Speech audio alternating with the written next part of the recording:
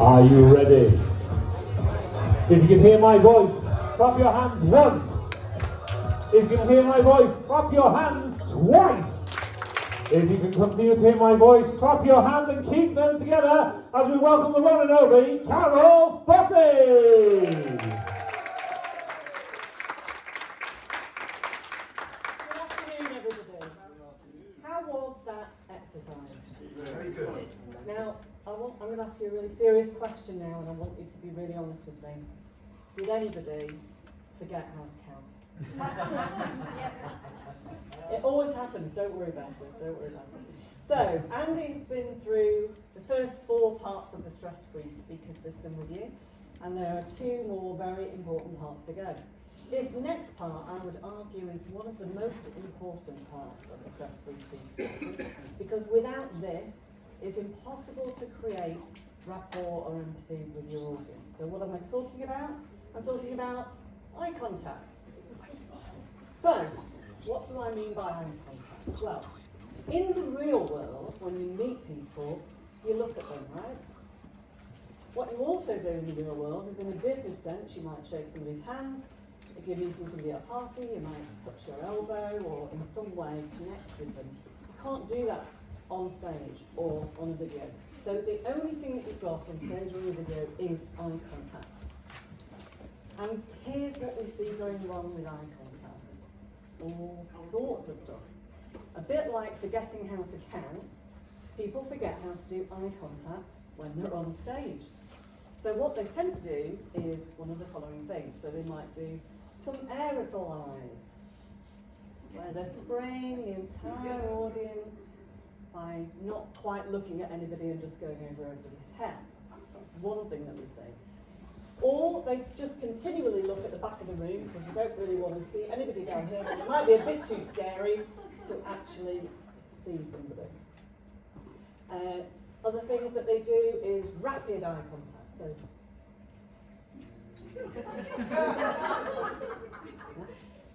why is this? It's because it sometimes feels uncomfortable when you're on stage to make eye contact with somebody for a reasonable amount of time. As the speaker, and especially as a new speaker, you feel uncomfortable, and if I look at somebody for too long, they're going to be like, oh, actually the opposite is true. Has anybody felt uncomfortable in this entire weekend when Andy's looked at them? No. So don't be afraid to make eye contact for a reasonable amount of time. And how do you know what a reasonable amount of time is? Well, you can use eye contact like punctuation. So you would use it for a whole sentence, or if it was a very long sentence, you'd break it at the comma and move to somebody else. So what else do we see going on? We see creeping death. Creeping death is, I'm going to look at you, Nora, I'm going to look at you, Stephen, I'm going to look at you, Joyce, James. I'm going to literally go around the room one by one. So you guys at the back, you can fall asleep for a bit, because you know I'm not coming to you for a while, you know, whilst I work my round every single person. Don't do that. What you want to do instead is you want to be making random eye contact, so that people don't know exactly when you're going to look at them and when you're not going to look at them, so they have to pay attention to you all the time. Because otherwise, you might be looking at them and they're looking somewhere else, so they don't want to do that. So random eye contact and making sure that you're connecting with everybody in the audience while you're speaking. In a big room, it can be difficult to do that. So if you're at the O2 Arena and you're Andy and you've got 5,000 people in the audience, clearly you've not got time to make eye contact with 5,000 people. But also, they're a bit too far away for you as a speaker to see individuals. So what you do then is you just look at a section of the room. Everybody in that section will think you're looking at them. So that's fine. So again, make sure that you're randomly giving your eye contact to different people. Does that make sense, yes or no? Yes. Okay, good. So, have I missed anything out? No. We want to go from aerosol eyes to laser eyes. And remember that every line that you say is a gift. So you don't want to just chuck it out there, do whatever you want with it. You want to give it somebody. That line's for you. And this one's for you. And this one's for you. Does that make sense? Okay. And remember, whilst you're doing it, to smile. Because if you don't smile, it can be a bit scary when you do that eye contact. Especially if it's for, a long sentence. So make sure you smile, because smiling, combination of smiling and eye contact, is what's going to build rapport with your audience. Can you see that? Too long looking at someone. No. But unless you're in a 1 hour presentation and I spend 59 minutes looking at you, then yes, that would be a bit extreme.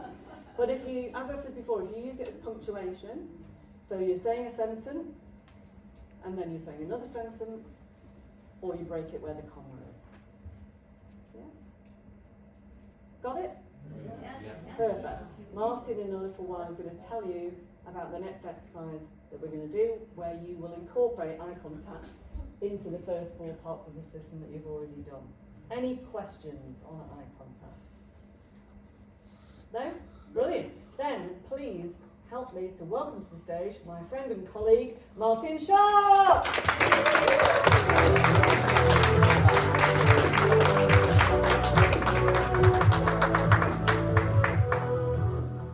Okay, so the next step we're going to take, the next skill you guys are going to be learning, this one is incredible, but it's one that we find so many people do get wrong. And this is the art of movement. Okay, you guessed it. The art of movement. Why do I say so many people get this wrong? You see, the thing is, we see all sorts of things happening on this stage. And all we want to do is see you walk like a human. So just in case you're wondering, that's where you can turn. You can walk across just like normal, looking at the person at the end of the road.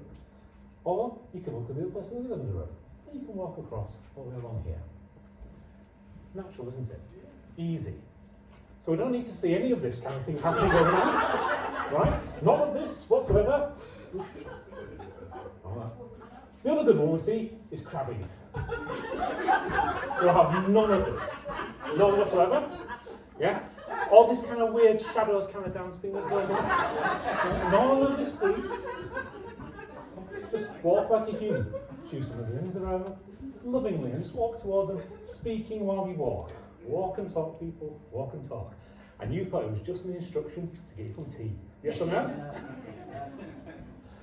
Okay, so that's kind of the first thing. Important though, because as you're walking, be aware of your surroundings. So we all know what this space is. This is the C space, content space. So when we're in this space, our toes should be just over the front of the stage, just like Andy was mentioning earlier. So it means that as we're walking, we just need to be aware that we're not going to fall off the stage. So just be careful of that. It also means that as we move into the back of the stage, we can just walk towards the back of the stage to be in our S space, our story space, that's correct. One other thing we find kind of happens is when you're here and you're talking to this lovely person and you're having this moment with the eye contact that Carl was just talking all about, you kind of forget and you keep this eye contact going. And I don't know about you, I am not an owl. My head does not go any further on this. So make sure our eye contact is with the person in front of us. Yes?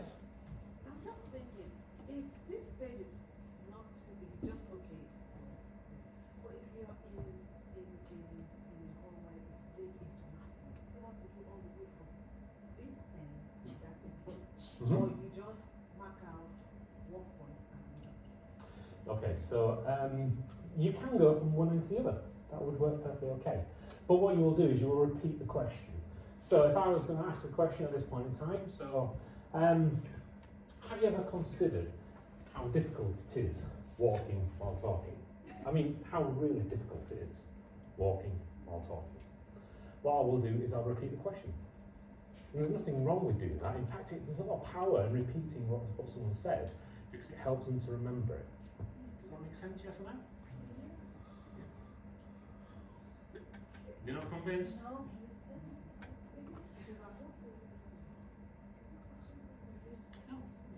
No, not at all. I mean, this is your stage. Yeah, some stages are really. So it's perfectly okay. This is your stage. This is where you are here to address your audience. Yeah, they're here to listen to you. So this stage is as big as you need it to be. Yeah, so take the power. It's yours. It's your gift to the world. Okay, so we've kind of talked about walking. We're all going to walk like a... Egyptian. We have seen that before. Yeah, none of this like wringing the towels out kind of thing either. Having none of that. Yeah, none of that. Walk like a human. Fantastic. We're all human here, aren't we? Raise your hand if you're a human. Anybody who's not raised your hand, please go see Carol. Okay. Speaking of raising our hands, then we have some gestures and some movements that we want to bring into this as well. So we talked about tonality and how we can use the tonality in our voices to be able to emphasise and bring some more interest into our presentations. So one of the gestures we're going to look at as well is the gesture of the warrior. The warrior.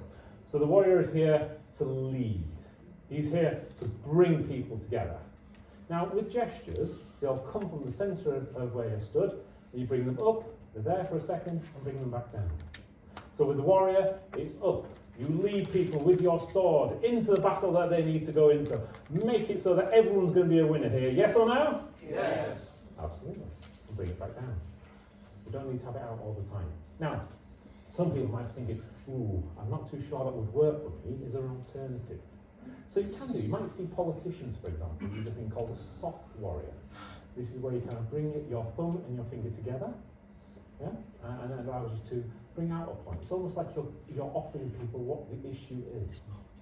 Yeah? So this is the issue of the day. This is what we need to be thinking about. This is what we need to sort out today. I think Andy usually talks about Bill Clinton at this point in time, and he said that because one of the things that he had to do, they had to teach him to do this because he constantly was trying to get it up all the time. Yeah? You can see who actually followed politics here, can't you? Okay, so the other thing with warrior is warrior goes straight up. Yeah? Because we're here to lead people. We're not here to stab people. Okay? No stabbing. Yeah, we're not pointing at people. That feels awful, doesn't it? Ooh. We'll have none of that. Right? The other thing that we see happening with people is this bashing on the head. You know, you're not your mum, okay? You've not done anything wrong, so don't bash your audience, right? It makes no sense. Okay, so that's what we're going to do with warrior. What's the kind of next sentence we're going to look at? We're going to look at the lover. The lover. So the lover is here to embrace everybody. It's here to bring people together. Now, when we're doing the lover comes out again straight from our midriff, and we go across. Now, I want to make sure when we do lover, we bring the people in all the way from one side, all the way to the other. So you've got that hug there. So if it's a smaller audience, you make your lover smaller. If it's a bigger audience, you make your lover bigger. So when you see Andy tomorrow, when he's doing it at the O2 Arena, his lover is out here because of the number of people in that arena. The lover here, this would be acceptable. Lover in the pod might be about here. But don't make it too narrow when you do it here. For example, if I've got my lover here, you're probably a little bit excluded, like I've batted you out, and you guys feel like, you know, I'm not interested in you now at this point in time. So you need to make sure your lover embraces everybody across the whole room. Embrace them. Yeah? So as if you're giving a big hug around everybody. So we want to be careful though that we do bring it out as a hug.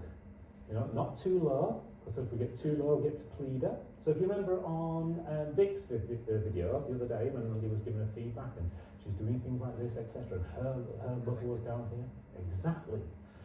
So we don't look like we're pleading. You know, we're just here to care for one another. Here to care for the people in your audience. Make sure that they feel the love that you have for them. Because you guys care for the people you want to support, don't you? Yes or no? Yes. You want to make sure they get something great that they can really appreciate that changes their lives. Yes or no? Yes. Absolutely. Love it. You guys are great. Okay, so the next movement we're going to look at is the sage. Now, what do I mean by sage? Sage is a really simple movement, and it's a really, really useful one. So what we're going to do is going to bring our arm up, rest our elbow on it, and just bring it under our chin. Really simple.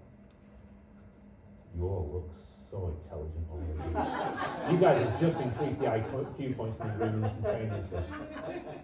And that's the secret with the sage, you see, because the sage is there to provide wisdom. wisdom and knowledge. So, whenever you want to, deliver that line that really has impact, that can't be thinking, I want to make sure people think I've really thought about it, just go into your sage. Do you want to know another secret as well? You're going to love this one. Have you ever had that moment where you might forget what you're going to say next? Don't answer the question, that's quite negatively framed. However, if you go into your sage, you're going to tap into that inner wisdom. And the best part is, everybody in the audience is just thinking that you're going to do something really profound.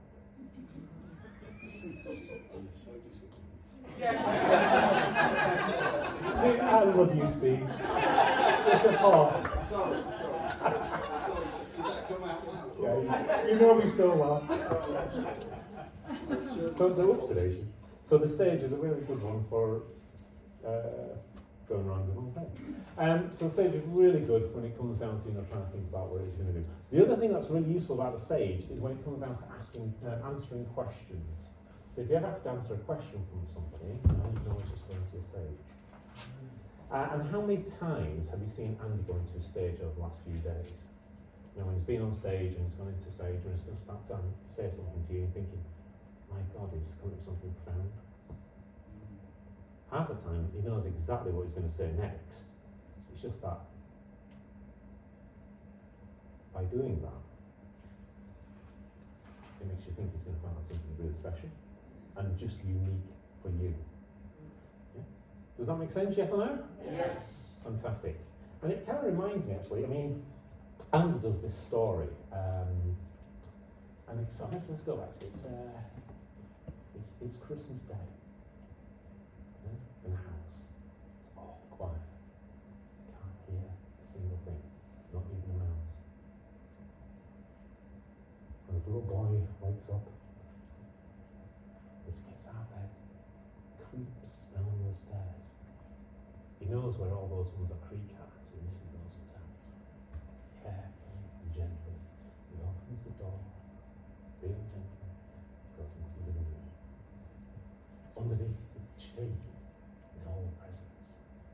He starts to look around and he finds all the ones I've got his name on. So he starts to open them up. And suddenly finds out, hang on, this is what they gave me last year. And he opens the next one. So is this. So is next. What's going on here? Each one of these is the same as what I had last year. So he runs back upstairs. Hey, Mum!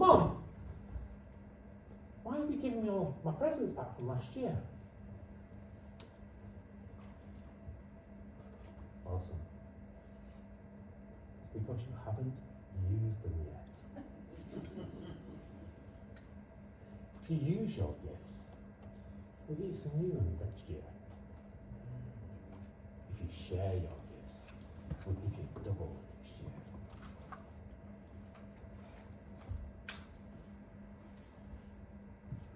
So the question is, are you guys using your gifts?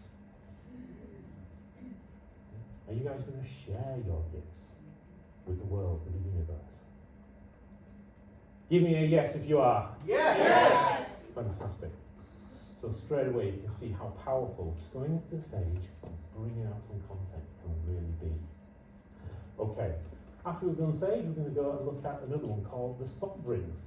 So the Sovereign is fantastic for like handling objections and things, or getting things done. It happens straight away. And this is brilliant for ladies as well, especially because, for example, think back to your mom. You are going to tidy your room.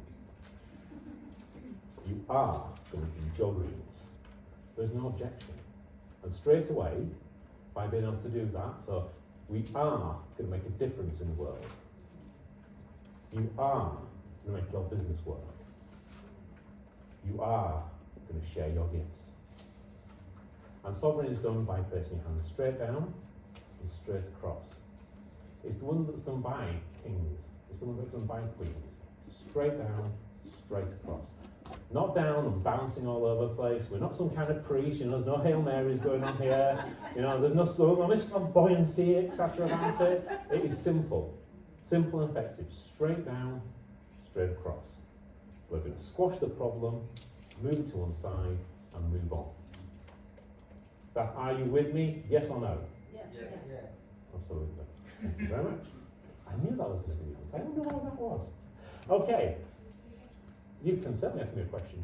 And I can press the wrong button several times. Steve. The umpire. If this is a football reference, again. I will suggest it to Andy and see what he comes up with. But certainly the ones that we're going to be looking at are our warrior, at our lover, at our sage, our sovereign, and we'll come with the others in a second. Is it a good time to use the sovereign after the warrior? There's a good time. Does it matter? When's a good time to use the sovereign? Yeah, it's impact lines. It's when you deliver something and there's going to be no objections. Yeah? So, we're going to give you an offer, and this offer is going to be made with no discounts and no offers.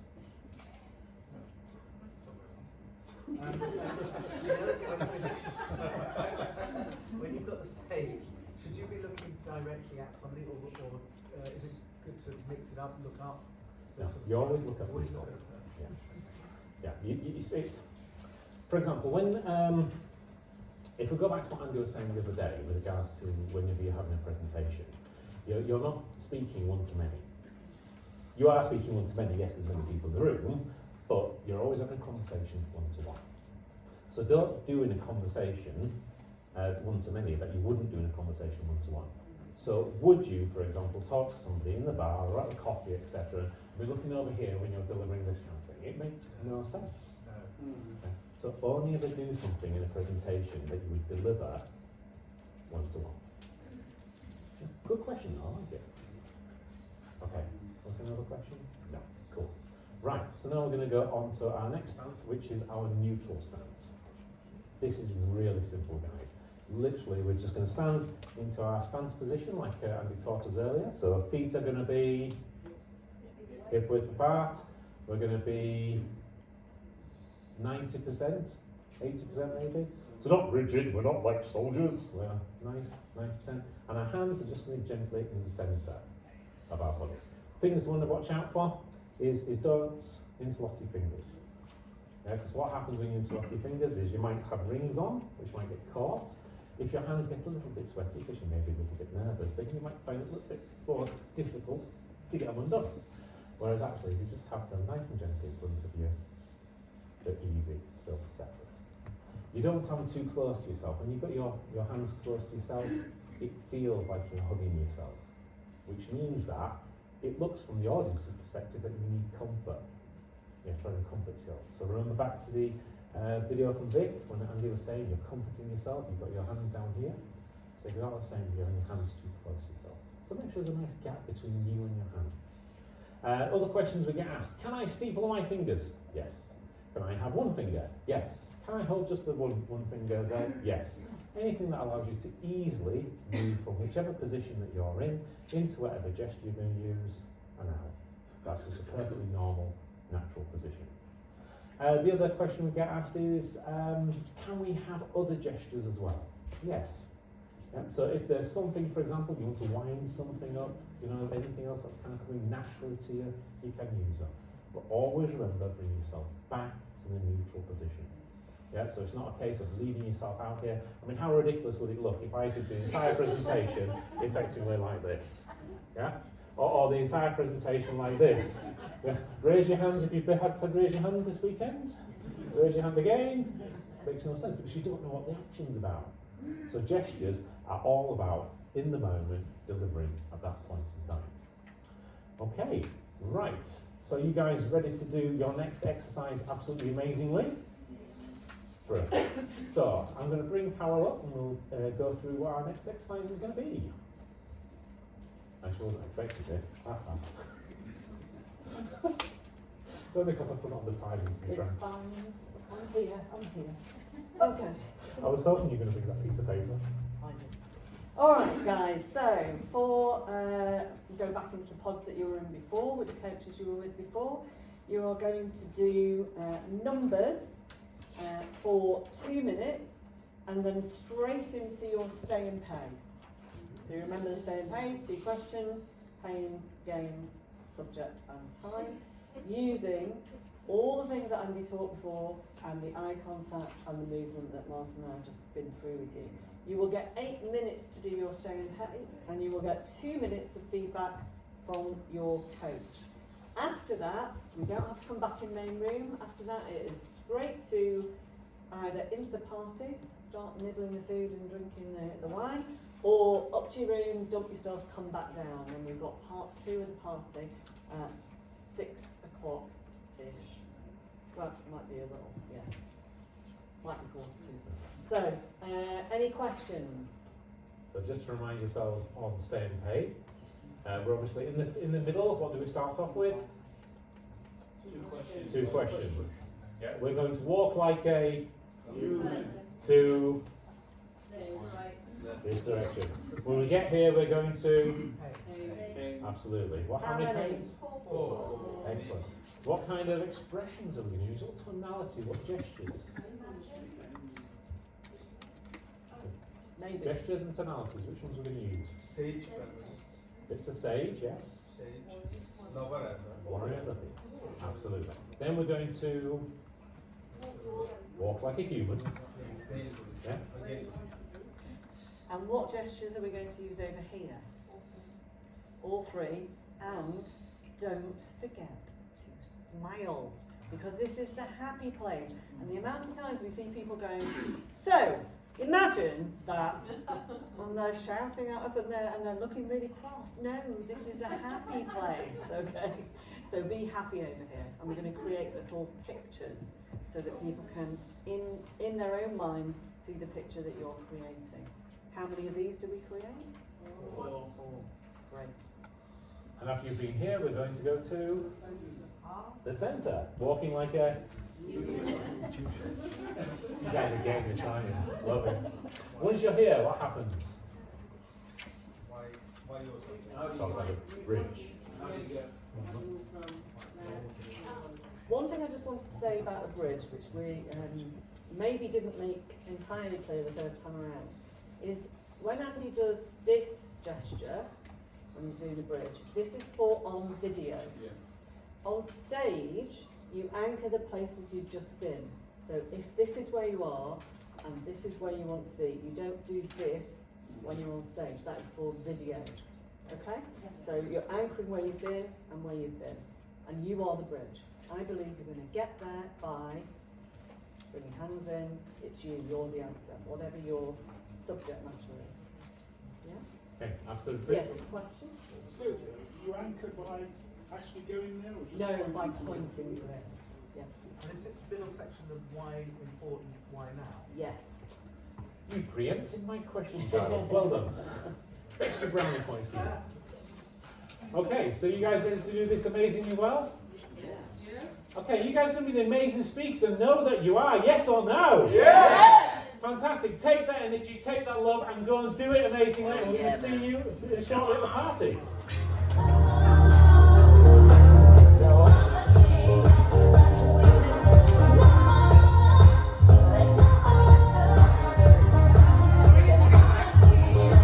Here we go.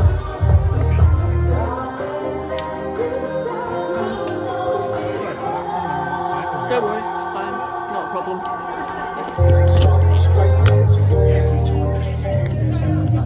They can have a bit of time. We're ahead of time. Definitely do numbers again. Numbers, yeah. Hi. I didn't have done the exercise Okay. recently, so can I practice with the Dutch trainer maybe? Yes, I Yeah? think so. Lisette, how many did you have in your pod? 2. Okay, yes, so you can go in Lisette's pod as well. Yeah. So 2 minutes. Yes. You're going to tell me the minutes again. 2 minutes, Yeah? numbers. 8 minutes, stay and pay. And 2 minutes of feedback. So that's an hour. So but we've got two? time. We've got time.